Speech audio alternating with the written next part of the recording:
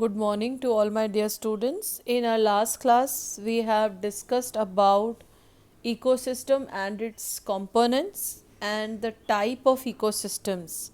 Now we will discuss about the functional aspect of ecosystem today in our class. And the most important function that you will find in the ecosystem is transfer of food from one organism to another organism, and in very simple words it is referred to as food chain because the food is getting transferred from producers to different consumers. So let us discuss the food chain in our class. In an ecosystem, food relationship exists between different organisms. The food produced by green plant is consumed by herbivores, which in turn are consumed by carnivores. Thus, the sequence linking of various animals involved in transfer of food from producer to other organisms or consumers by repeated eating or being eaten is called food chain. Now here you can see the simple food chain is shown. The producer is eaten by grasshopper, the grasshopper is further eaten by mice, the mice is eaten by snake, and snake is further eaten by the bird, and accordingly the labeling is done. The one who is feeding the herbivore is primary, then secondary, then tertiary, and then quaternary consumer. So the labeling is also given in the form of herbivore, omnivore, carnivore, carnivore. So you can see here in the food chain how the food is moving from producers to different level of consumers. Now here are the few depictions of the different type of food chain. Food chain in a forest, food chain in a grassland, and food chain in the pond. So you can clearly see these organisms and can prepare the food chains. In a forest you can see the plant can be eaten by deer and the deer is eaten by tiger.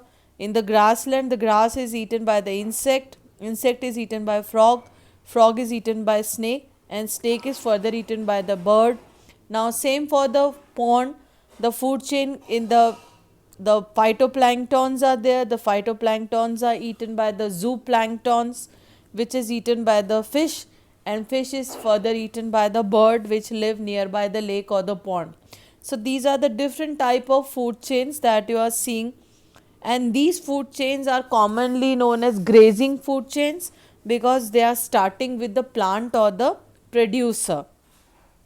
Now let us look out for the another concept, the very important concept, that is the trophic level. The distinct sequential step in the food chain where the transfer of energy occur refer to different trophic levels.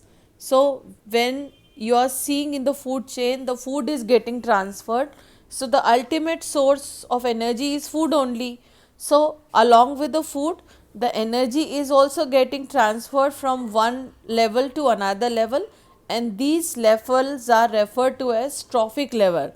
Here is the diagram that you will see in the form of pyramid, and you will see the different organisms which are placed here.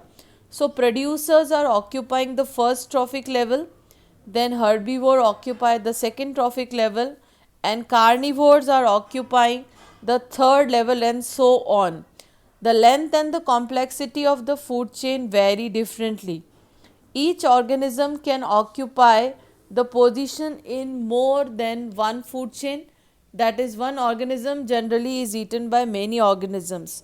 So here the pyramid is shown because as the energy is going from one trophic level to another trophic level, its amount is decreasing. That is why it is in the form of pyramid.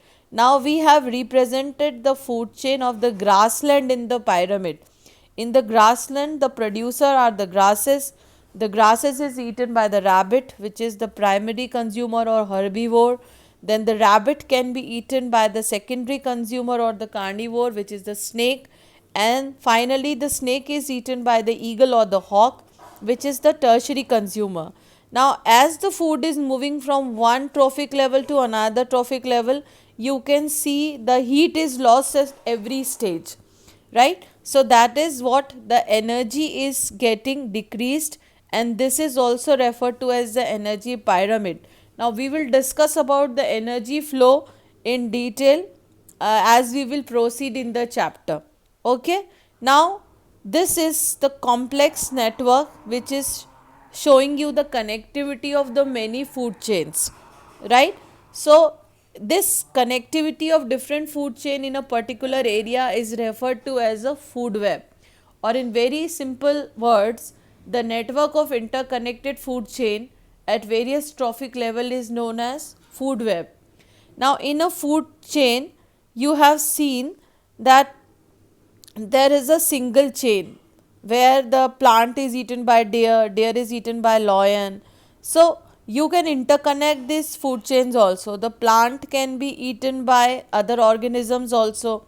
The deer can be eaten by wolf also. It can be eaten by lion also. So the food chain never operate in a sequential order. There is always the interconnected food chains that are operating in the nature, and this interconnected network is known as food web. So this is the complete depiction of food web. You can also refer the diagram in the book. Now let us see the flow of energy in the ecosystem. Now when the food is transferring from one trophic level to another trophic level, the energy is also conveyed from one level to another level, that is from the sun, which is the ultimate source of energy. The solar energy is used by producers.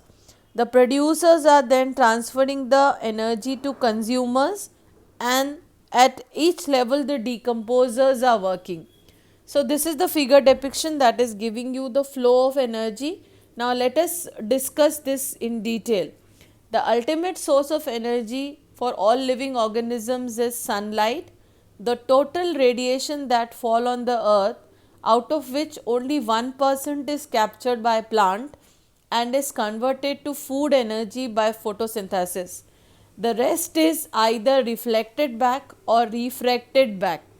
Now energy which is produced by plant or producers is first utilized by them for their metabolic growth, development, reproduction, respiration, and major portion of energy is lost by the plant in the form of heat. The only left out portion is passed to herbivore, which is the next trophic level. So on an average 10% of amount of organic matter present on each step reach the next consumer level. This is basically known as 10% law of energy flow. Again I am repeating, this is called 10% law of energy flow. This law is very important, and this law states that energy available at each successive level is 10% of previous level. Energy available at each successive level is 10% of previous level. For example, if producers are having the 100 joule of energy, then the energy available to herbivore will be 10% of 100 joule, then that is the 10 joule.